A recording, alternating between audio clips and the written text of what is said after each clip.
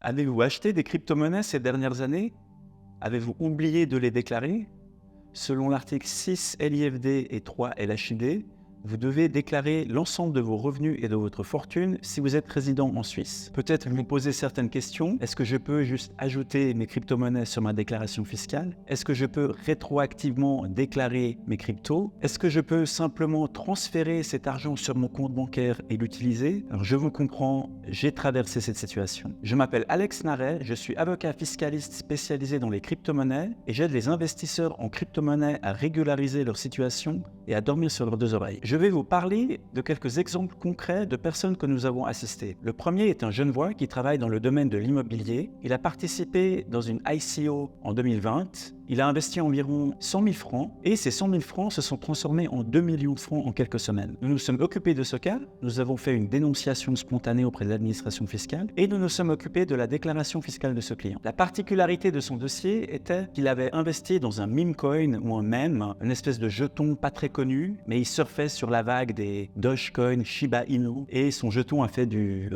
x100 en quelques semaines. Nous avons donc expliqué par A plus B, avec les documents à l'appui, comment cette personne a fait augmenter sa fortune de manière si rapide. En plus des crypto-monnaies, cette personne avait également des biens immobiliers en France et des comptes bancaires non déclarés. Nous avons saisi l'occasion pour déclarer tout d'un coup, donc d'un côté les cryptos, les biens immobiliers en France et les comptes bancaires, toujours avec les documents à l'appui. La déclaration des biens immobiliers en France n'ont pas eu un impact fiscal important parce que les biens immobiliers sont taxés au lieu de situation, donc en France en l'occurrence. Et les loyers sont également imposés au lieu de situation en France. Et étant donné qu'il existe un accord de double imposition entre la Suisse et la France, on appelle ça un accord de double imposition, mais le but est d'éviter la double imposition, cette personne n'a pas été imposée deux fois et donc n'a pas eu de conséquences si ce n'est de régulariser sa situation. En ce qui concerne les crypto-monnaies, l'administration fiscale a accepté nos explications et le client a pu encaisser ces 2 millions de francs sur son compte bancaire et les utiliser librement comme il le souhaitait. Je vais vous parler du deuxième cas. Il s'agit d'une personne de la quarantaine qui travaille à l'État. Il s'agit d'un investisseur early adopter Ethereum. Pourquoi? Parce qu'il a commencé à investir en 2016. Il a investi environ 100 000 francs et au bout de 5 ans, son investissement a explosé à plus de 5 millions de francs. Alors il nous a contacté de panique. Comment est-ce qu'on peut régulariser cette situation? Alors nous avons procédé comme pour le client précédent. Nous avons fait une dénonciation spontanée. On a expliqué par A plus B aux autorités fiscales comment cette augmentation de fortune a eu lieu. Nous avons également effectué une déclaration fiscale ordinaire. Les explications ont été acceptées par les autorités et cette personne peut maintenant librement utiliser son argent et il a notamment utilisé cette somme pour investir dans l'immobilier avec ses parents. Donc il est maintenant tranquille, il peut utiliser son argent, n'a plus rien à se reprocher et c'est donc un résultat gagnant-gagnant. Le troisième cas dont je voulais vous parler, il s'agit d'un jeune de 25 ans. Il vient de commencer à entrer dans le monde professionnel et il a eu le flair parce qu'il a investi très tôt dans les crypto-monnaies. Alors contrairement aux autres personnes, il a déclaré ses cryptos aux autorités fiscales, mais tout de même, sa fortune est passée de 200 000 francs à 2 millions de francs en une année et il avait peur qu'en annonçant ce changement brusque de fortune aux autorités fiscales, que l'administration lui pose des questions, voire pire, qu'il le taxe. Il craignait également autre chose,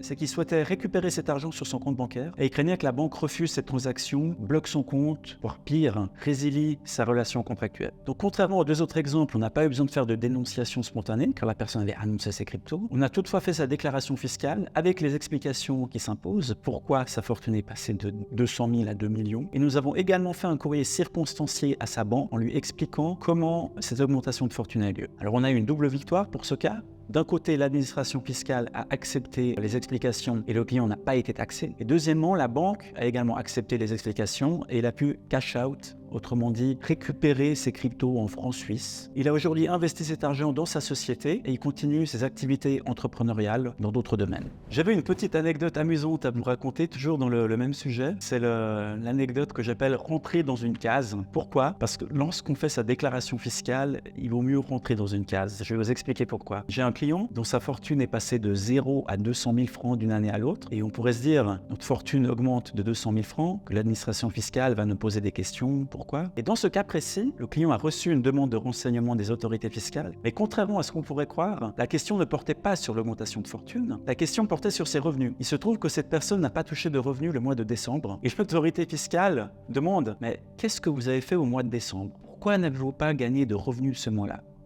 il se trouve que la personne avait quitté son emploi et n'avait pas touché de salaire ni de chômage au mois de décembre. Donc j'aime beaucoup cet exemple parce que ça nous permet de comprendre comment l'administration fiscale fonctionne, quelles sont les questions qu'elle se pose. Et en l'occurrence, il vaut mieux toucher un revenu tous les mois de l'année que louper un mois. Autrement, vous serez considéré comme quelqu'un de louche et l'administration va se demander comment vous gagnez votre vie. Si ces exemples et ces histoires vous parlent et que vous avez acheté des crypto-monnaies ces dernières années et que vous avez oublié de les déclarer, agissez maintenant, vous dormirez comme ça sur vos deux oreilles et surtout, vous serez prêt pour le prochain bull market pour pouvoir pleinement bénéficier de vos gains. Nous pouvons vous assister pour vos déclarations fiscales comprenant des crypto-monnaies, pour une dénonciation spontanée, autrement dit une régularisation de votre situation pour le passé. Nous nous assurons que vous ne couriez aucun risque et que vous n'ayez aucune amende. Si vous souhaitez cash out ou transférer vos cryptos sur un compte bancaire, nous pouvons également vous assister pour cela, vous mettre en relation avec une banque crypto-friendly. Ce qui est important, c'est qu'il n'y a pas de bon ou de mauvais moment pour agir. Si vous vous posez ces questions maintenant, que les marchés soient hauts ou bas, agissez et vous serez tranquille.